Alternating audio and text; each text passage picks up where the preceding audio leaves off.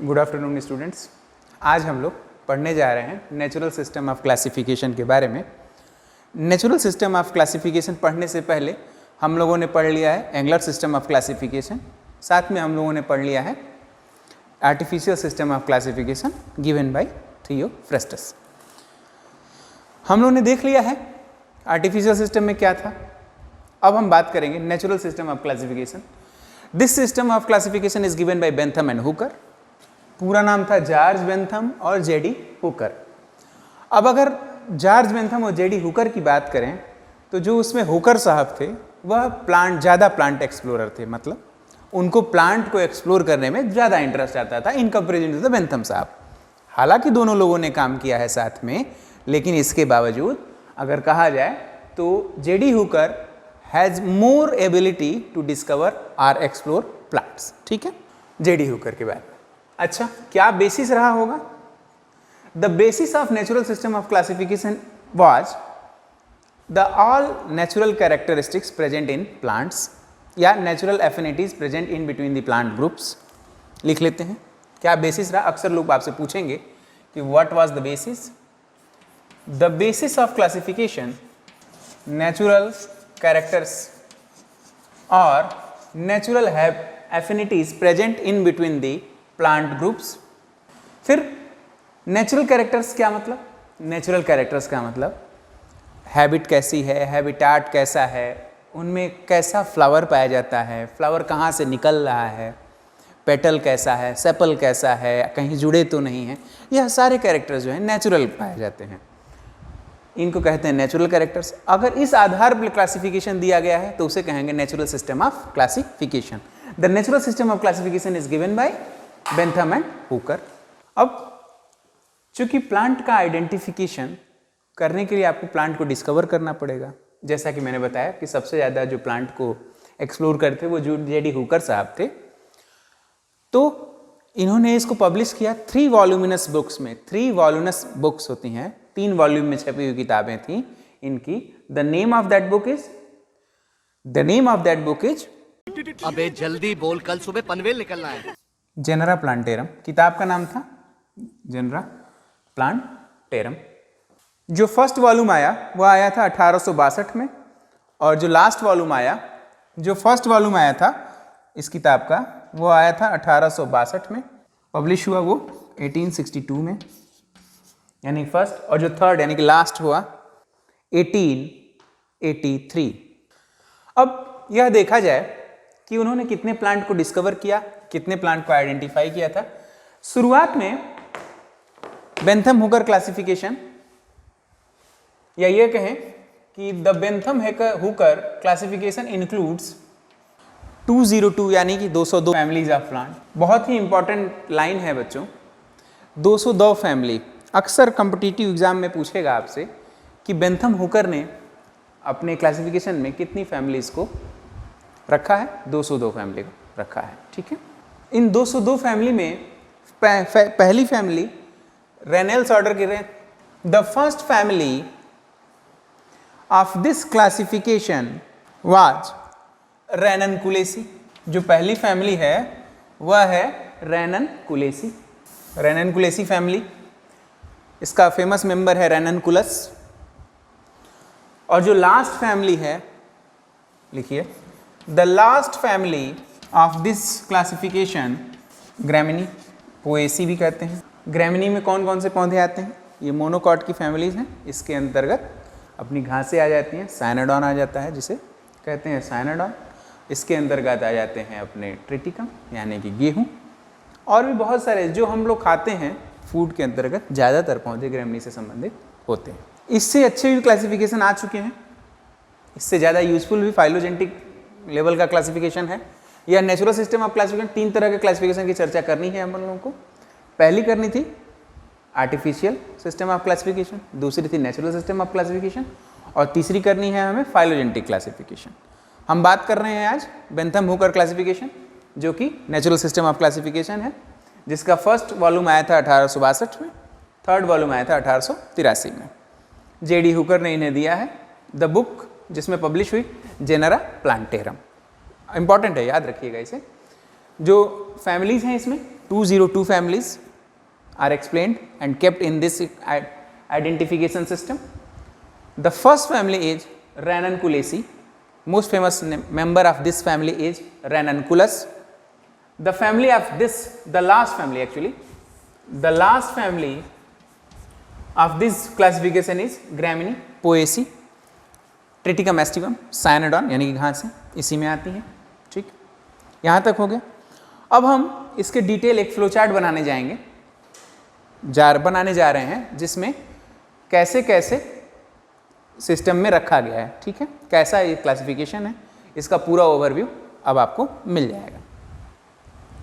शुरू करने से पहले हम ये आपको बता दें कि अपने सिलेबस में सीरीज तक है, हम लोग इस क्लासिफिकेशन को अप टू दी सीरीज तक पढ़ेंगे।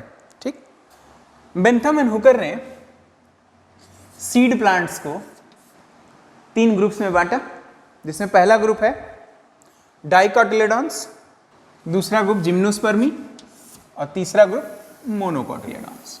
ये 3 ग्रुप में बांटा। बच्चों, इसके साथ साथ ही मैं आप लोगों को बताते चलूंगा कि उनसे क्या गलतियां हो गई, यानी कि demerits of the Bentham Hooker system of classification. Dicotyledons का मतलब वह प्लांट जिनकी बीज में 2 कोटिलेडन पाए जाए, डाइकोटिलेडन कहेंगे, और वो प्लांट जिनमें सिर्फ एक ही कोटिलेडन पाया जाए, मोनोकोटिलेडन कहेंगे। इवोल्यूशन में अगर देखा जाए तो इसमें डाइकॉट और मोनोकॉट क्रमिक विकास में एक साथ हैं, जबकि जिम्नोस्पर्म बीच में ना होकर के थोड़ा पहले होना चाहिए था। इनसे मिस्टेक हो गई, क्योंकि डाइकोटिलेडन मोनोकॉट दोनों ही आवृत बीजी पौधे एंजियोस्पर्म के मेंबर हैं, और जिम्नोस्पर्म क्या है? अनावृत बीजी। अनावृत बीजी, जिम्नो का मतलब होता है नेकेड सीडेड, अनावृत बीजी पौधे। डाइकॉट और मोनोकॉट क्या है? एंजियोस्पर्म के हैं, आवृत बीजी हैं। ओव्यूल जो है बीचोल से ढका रहता है। ठीक है, तो यह उनसे गलती हुई। देखिए, गलती किससे नहीं हो जाती? गलती का यह मतलब नहीं है कि हम प्रयास नहीं करें। किसी भी क्लासिफिकेशन को डेवलप करने के लिए कितनी मेहनत किया होगा जेडी हुकर और बेंथम साहब ने, यह हम अंदाज़ा नहीं लगा सकते। आज हम यह कह सकते हैं कि उनसे यह मिस्टेक हो गई, लेकिन उस समय यह कहना गलत था। और कोई भी चीज़ जब जितनी डेवलपमेंट के बाद हम जो देख रहे हैं वह कितनी गलतियों से हो करके आई है, यह हम नकार नहीं सकते हैं। यानी कि गलतियां भी हमें सिखाती हैं। ठीक है, जिम्नोस्पर्म को पहले होना चाहिए, यह डीमेरिट में है। आइए अब बात करते हैं डाइकोटिलेडन के बारे में। डाइकोटिलेडन को 3 क्लासेस पॉलीपिटेली, गैमोपिटेली और मोनोक्लेमाइडी में बांटा गया। डाइकोटिलेडन्स को 3 क्लासेस में, ये क्या था? 3 ग्रुप्स थे, अब बांटा गया। पॉलीपिटेली,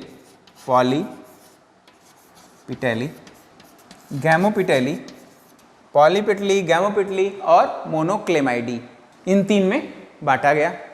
मोनोक्लेमाइडी में बांटा गया। क्या आधार रहा था इनका? पॉलीपिटेली के अंतर्गत, पॉली का मतलब कई, पिटेली माने पेटल्स फ्री, पेटल फ्यूज्ड। ठीक, इसमें एक पेरियंथ की नाम होगी। पेरियंथ क्या है मैं बाद में बताऊंगा। Perianth, biseriate, petal free, petal, sepal, petal, anther और कार्पल, ये 4 पार्ट होते हैं फ्लावर के।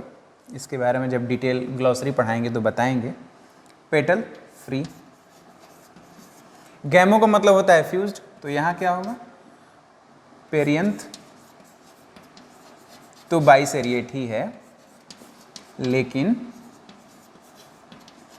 पेरियंथ तो बाइसेरिएट है, लेकिन जो पेटल है वो फ्यूज्ड है। पेटल क्या है? फ्यूज्ड है। ध्यान से देखिए, पॉलीपिटेली में पेरियंथ बाइसेरिएट है, पेटल फ्री है। फिर गैमोपिटेली में पेरियंथ बाइसेरिएट है, पेटल फ्यूज्ड है। मोनोक्लेमाइडी में पेरियंथ जो है यूनिसेरिएट है। यहाँ पे पेरियंथ यूनिसेरिएट है, पेरियंथ यूनिसेरिएट है। अब पॉलीपिटेली को सीरीज में बांटा गया। पॉलीपिटेली को 3 सीरीज में बांटा गया है, थैल्मी फ्लोरी, डिस्की फ्लोरी और कैल्सी फ्लोरी। थैल्मी फ्लोरी और यहाँ पे डिस्की फ्लोरी, बीच में थैल्मी फ्लोरी, उसके बाद बीच में डिस्की फ्लोरी FLORAE फ्लोरी और कैलिसी फ्लोरी, थैल्मी फ्लोरी, डिस्की फ्लोरी और कैल्सी फ्लोरी। ये क्या है, इसके सीरीज हैं, 3 सीरीज। गैमोपिटेली, इनफ्री, हेट्रोमेरी और बाइकार्पिलेटी, इसे भी 3 में बांटा गया, इनफ्री, हेट्रोमेरी और बाइकार्पिलेटी। मेरे साथ साथ दोहरा लीजिए, तब थोड़ा सा जुड़े रहेंगे आप सब। सीड प्लांट को देखिए, सिर्फ एंजियोस्पर्म को नहीं उन्होंने बांटा, उन्होंने जिम्नोस्पर्म और एंजियोस्पर्म दोनों को बांटा है, क्लासिफाई किया है एक्चुअली। क्या बांटा, डाइकोटिलेडॉन्स, जिम्नोस्पर्मी और मोनोकोटिलेडॉन्स। एक मिस्टेक थी, एक ड्रॉबैक है, जिम्नोस्पर्म को पहले लिखना चाहिए क्योंकि वह अनावृत बीजी पौधे हैं और बाकी जो हैं आवृत बीजी पौधे हैं, इसलिए पूछा जाएगा आपसे डीमेरिट्स, डीमेरिट्स अलग से मैं बताऊंगा, लेकिन साथ साथ मैं बताते चल रहा हूं। अब डाइकोटिलेडॉन्स को बांटा गया है, ये 3 ग्रुप्स है, यह क्या है, डिविजन्स हैं, 3 डिविजन्स हैं या 3 क्लासेस, सॉरी 3 क्लासेस हैं। 3 ग्रुप्स को यहाँ 3 ग्रुप्स और यहाँ पे 3 क्लासेस में बांटा गया, 3 क्लासेस में बांटा गया क्लास, ठीक। डाइकोटिलेडॉन्स को 3 क्लासेस में पॉलीपिटेली, गैमोपिटेली और मोनोक्लेमाइडी में बांटा गया। पॉलीपिटेली का आधार क्या था, पेरियंथ बाइसेरिएट थे, यहाँ पर पेटल्स फ्री थे। गैमोपिटेली में पेरियंथ बाइसेरिएट थे और पेटल्स फ्यूज थे। गैमो का मतलब फ्यूज, पेटल का मतलब फ्री। पॉलीपिटेली को 3 सीरीज में बांटा गया है, थैल्मी फ्लोरी, डिस्की फ्लोरी और कैलिसी फ्लोरी, ठीक।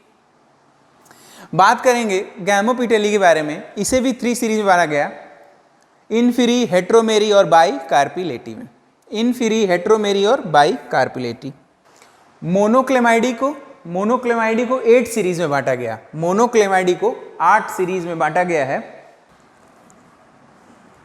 करोइम्ब्री, मल्टी ओवुलेटी, एक्विटिसी, मल्टी ओवुलेटी, टेरेस्ट्रिस, माइक्रोइम्ब्री, पांचवा है डेफनेल्स, नोट कर लीजिए।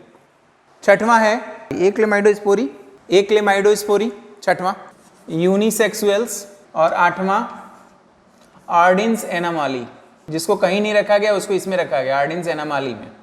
जिम्नोस्पर्मी को इन्होंने आगे डिवाइड नहीं किया। मोनोकोटिलेडन्स को डायरेक्ट 7 सीरीज में डिवाइड कर दिया गया। तो जब हम इनके डिमेरिट्स पढ़ते हैं तो हम यह पढ़ते हैं कि बाकी देखिए, डाइकोटिलेडन्स को पहले क्लासेस में बांटा गया है, लेकिन मोनोकोटिलेडन्स को डायरेक्ट सीरीज में बांटा गया, यह एक डिमेरिट में काउंट किया जाएगा, ठीक है। तो जो इसकी पहली सीरीज होगी, पहला होगा माइक्रोस्पर्मी, ईपीगाइनी, अब एपोकार्पी तीसरा। चौथा है कोरोना RIEAE, कोरोनारी, चौथा है कोरोना से बना कोरोनारी। 5वां है कैलिसिनी, 6वां है न्यूडीफ्लोरी, 7वां है ग्लूमेसी। एक बार समराइज कर दिया जाए ताकि याद हो जाए आप सबको। देखिए, कभी भी ना बॉटनी में टैक्सोनॉमी जब भी पढ़ने जाएंगे तो सबसे बड़ा डर रहता है लोगों को क्लासिफिकेशन को लेकर के, ठीक है। डरने की बिल्कुल आवश्यकता नहीं है, classification is very easy right now. Bentham Hooker के समय बहुत कठिन था, जब प्लांट को आइडेंटिफाई करके फिर उसे रखना होगा तब कठिन है। अभी जिस स्टेज में हम लोग हैं, आप लोग हैं, जहाँ तैयारी चल रही है कंपटीशन की या कोर्स कंप्लीट हो रहा है, चीज़ों को पढ़ना है, तो हम समझ करके आसानी से याद कर सकते हैं इसको। जो बेंथम हुकर ने डिसाइड किया कि अब क्लासिफाई करना है, तो 1862 जब पहला इनका वॉल्यूम आया जनरा प्लांटेरम का, सीड प्लांट्स को उन्होंने डिफाइन किया है। सीड प्लांट को क्लासिफाई किया, ना सिर्फ एंजियोस्पर्म को, सीड प्लांट को। तो इसमें कौन कौन से आ गए, जिम्नोस्पर्म एंजियोस्पर्म दोनों आ गए। चूंकि जिम्नोस्पर्म एंजियोस्पर्म से पहले डेवलप हुए थे, ठीक, तो एंजियोस्पर्म जिम्नोस्पर्म पहले लिखे जाने चाहिए थे, यह इसका डीमेरिट है। आइए बात करें क्लासिफिकेशन में एक्चुअल में क्या था।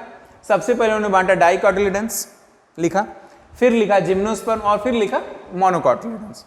डाइकोटिलेडन्स मतलब कि 2 कोटिलेडन हो, मोनोकोटिलेडन्स मतलब कि एक ही कोटिलेडन पाया जाए। सीड प्लांट्स को 3 ग्रुप्स में डिवाइड किया, डाइकोटिलेडन्स, जिम्नोस्पर्म्स और मोनोकोटिलेडन्स। बात करें डाइकोटिलेडन्स को 3 क्लासेस में बांटा, पॉलीपिटेली, गैमोपिटेली और मोनोक्लेमाइडी। पॉलीपिटेली, गैमोपिटेली और मोनोक्लेमाइडी, मेरे साथ साथ बोलिए, पॉलीपिटेली, गैमोपिटेली और मोनोक्लेमाइडी। क्या आधार रहा था, अगर पेटल फ्री हो, पेटल्स अगर फ्री हो तो पॉलीपेटेली में, फ्यूज हो तो गैमोपेटेली में। अगर पेरियंथ जो है ये दो सीरीज ऑफ सेल से, दो लेयर ऑफ सेल से बने, बाइसेरिएट हो जाएगा। अगर पेरियंथ एक से बने तो यूनिसेरिएट मोनोक्लेमाइडी में। गैमोपेटेली में पेटल फ्यूज हो जाते हैं। नीचे चलें, पॉलीपेटेली को भी 3 सीरीज में बांट दिया उन्होंने, थैल्मीफ्लोरी, डिस्कीफ्लोरी और कैलिसीफ्लोरी। थैल्मीफ्लोरी, डिस्कीफ्लोरी और कैलिसीफ्लोरी, ये 3 सीरीज हैं। अच्छा, गैमापेटेली को भी 3 सीरीज में बांटा, इनफेरी, हेट्रोमेरी और बाई कार्पिलेटी। इनफेरी, हेट्रोमेरी और बाई कार्पिलेटी। तीसरा मोनोक्लेमाइडी, मोनोक्लेमाइडी को इन्होंने 8 सीरीज में बांट दिया। सबसे बड़ा है, याद रखिएगा, मोनोक्लेमाइडी को 8 सीरीज में बांटा है। पेरियंथ इसमें यूनिसेरिएट होते हैं, एक लेयर ऑफ सेल्स के बने होते हैं पेरियंथ। अच्छा, कर्व इम्ब्री पहला है इसकी सीरीज, कर्व इम्ब्री। दूसरा है मल्टी ओवेलिटी एक्विटीसी। तीसरा है मल्टी ओवेलिटी टेरेस्ट्रिस। चौथा है माइक्रो इम्ब्री। पांचवा है डेफनेल्स। छठवां है एक क्लेमाइडो स्पोरी। सातवां है यूनिसेक्सुअल्स। आठवां है आर्डिन्स एनामोलिस। ठीक है, आर्डिन्स एनोमोलिस या एनोमोली, वो है ये आर्डिन्स एनोमोली। अब जिम्नोस्पर्मी को उन्होंने डिवाइड नहीं किया, मोनोकॉटिलेडन्स को डायरेक्ट 7 सीरीज में बांट दिया। यह इसका एक डेमेरिट है। आप देखिए, डाइकॉटिलेडन्स को पहले क्लास में डिवाइड किया गया, फिर किस में किया गया है, सीरीज में किया गया है। लेकिन यहाँ पे मोनोकॉटिलेडन्स के केस में सीधे डायरेक्ट 7 सीरीज में डिवीजन हो गया, यह इसका डेमेरिट है। इसमें जो पहली सीरीज है माइक्रोस्पर्मी, दूसरी इपीगाइनी, तीसरी एपोकार्पी, चौथी कोरोनेरी, पांचवां कैलिसिनी, छठवां न्यूडीफ्लोरी और सातवां ग्लूमेसी। ये 7 सीरीज में बांटा गया। ठीक है, अब इसको मिटा करके हम लिखवाने जा रहे हैं आपको merits of the Bentham Hooker system of classification. ठीक, merits of the Bentham Hooker system of classification. The description देखिए, Bentham Hooker and system of classification, botany के फील्ड से अगर आप लोग हैं तो यह जानते होंगे कि यह बहुत ही फेमस क्लासिफिकेशन सिस्टम है। क्यों इतना फेमस है? Because firstly it is very handy for the purpose of identification. लिखिए, it is very handy for the purpose of identification. Very handy, handy का मतलब ज़्यादा यूजफुल है, आसानी से यूज कर सकते हैं, इसके जो की दिए हुए हैं। Handy for the purpose of identification, very handy for the purpose of identification.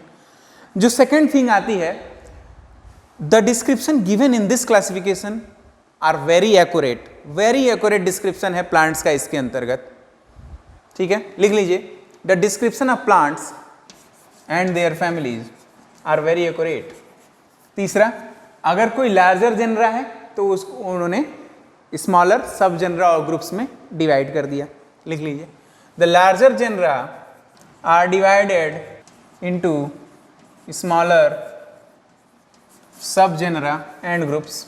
Bentham और हुकर का यह मानना था कि जो इवोल्यूशन हो रहा है, या यह कहा जाए, बेंथम हुकर का यह मानना था कि इवोल्यूशन के द्वारा कुछ कैरेक्टर्स हमारे शरीर से गायब हो जाते हैं। मतलब they believe in the evolution process by reduction. They believe in the evolution process by reduction. कैसे पता चला ये? आप देखेंगे कि डाइकॉट जो है पहले लिखा गया है, मोनोकॉट बाद में लिखा गया। इसका क्या मतलब? मतलब यह है कि डाइकॉट पहले डेवलप हुए हैं, मोनोकॉट बाद में डेवलप हुए हैं। तो जो चीज़ बाद में आती है वो थोड़ा एडवांस हो जाती है। आज हमारे पास मोबाइल से समझ सकते हैं, आज हमारे पास कोई एक मोबाइल है किसी कंपनी का, XYZ कंपनी का, कल हम लेंगे तो कुछ उससे अच्छा लेंगे। तो जैसे जैसे टेक्नोलॉजी बढ़ती जाएगी तो हम उससे अच्छा लेते जाएंगे। ऐसा ही मानना था इनका, बेंथम एंड हुकर का। लेकिन वह यह कह रहे थे कि रिडक्शन के द्वारा इवोल्यूशन हुआ, मतलब कुछ कैरेक्टर्स गायब हो गए। जैसे पहले 2 कॉटिलेडन थे, अब मोनोकॉटिलेडन्स आ गए हैं, सिर्फ एक ही कॉटिलेडन है। ठीक है, इसको लिख लीजिए, they believe in the evolution by reduction. इसका एक एग्जाम्पल नोट करा दें ताकि याद रहे आप सबको। पहला मैंने इसमें एक एग्जाम्पल यह नोट कर लीजिए कि they placed monocot after dicots. They place monocot after dicot. पहले डाइकॉट लिखा, फिर जिम्नोस्पर्म, फिर मोनोकॉट। ठीक, ये आ गया। अब आपको देखा है आपने पॉलीपेटली फिर गैमोपेटली। पॉलीपेटली पहले लिखा गया, फिर गैमोपिटली आया, ठीक है। तो पहला इन्होंने माना कि एडवांस कैरेक्टर कौन हुआ, gamopetaly is the advance character, while polypetaly यानी कि पेटल जो फ्री है वह क्या है, सब एडवांस है, मतलब पहले आया है, और gamopetaly is the advance character. तो यह सही है, लिख लीजिए। They considered gamopetaly as a advance character. ऐसा क्यों हुआ, क्योंकि सबसे पहले उन्होंने पॉलीपिटली को रखा, फिर गैमोपिटली को रखा है, ठीक है। और सबसे अच्छी बात यह भी है कि जिन फैमिलीज़ में कोई कंट्रोवर्सी थी या जिन फैमिली को अभी आइडेंटिफाई करना बाकी था, उनके लिए उन्होंने एक अलग से सीरीज़ बना दी है आर्डेंस एनामाली का, जिसमें कोई भी जिसमें कोई भी कंट्रोवर्शियल थिंग थे या कोई भी कंट्रोवर्शियल फैमिली थी, उसको आर्डेंस एनामाली में रखा। यह एक स्पेशल कैरेक्टर है, मेरिट्स हैं बेंथमान हुकर क्लासिफिकेशन के, ठीक है। तो लिख दीजिए छठवां,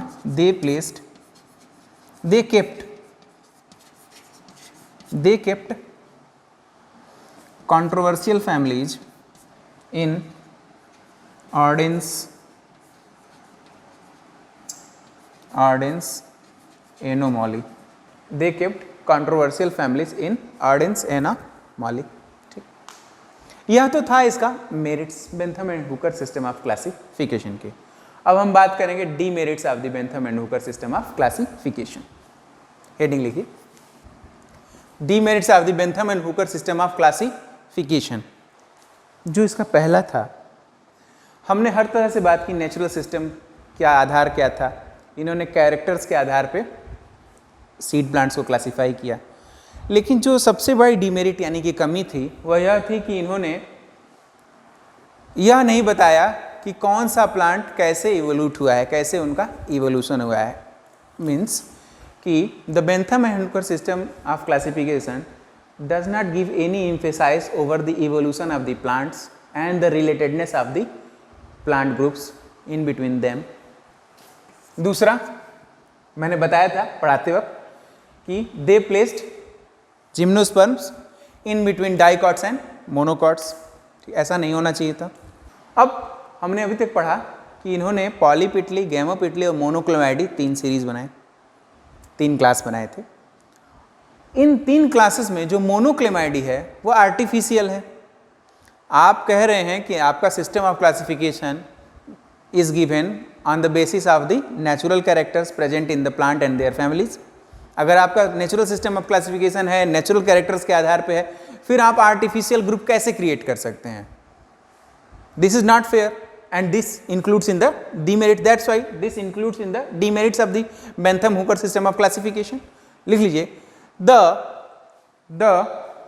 group monoclamidae is completely artificial. तो यह demerit हो गई। इसके बाद बहुत सारे ऐसे demerits और भी हैं जो हम जैसे जैसे फैमिलीज को पढ़ेंगे देखते चले जाएंगे, ठीक। जैसे कि सबसे एडवांस फैमिली है कंपोजिटी, उनको इन्होंने इन्फीरी में रख दिया और सबसे पहले रख दिया, जबकि उसे बाद में होना चाहिए। एडवांस कैरेक्टर्स हमेशा लेटर होंगे, लेकिन कंपोजिटी को इन्होंने, आइए लिख भी लेते हैं इसको, बेहतर रहेगा लिखवा दें। The advance family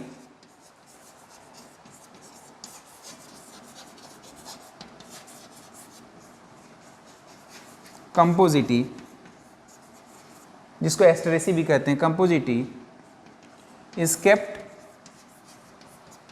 in inferi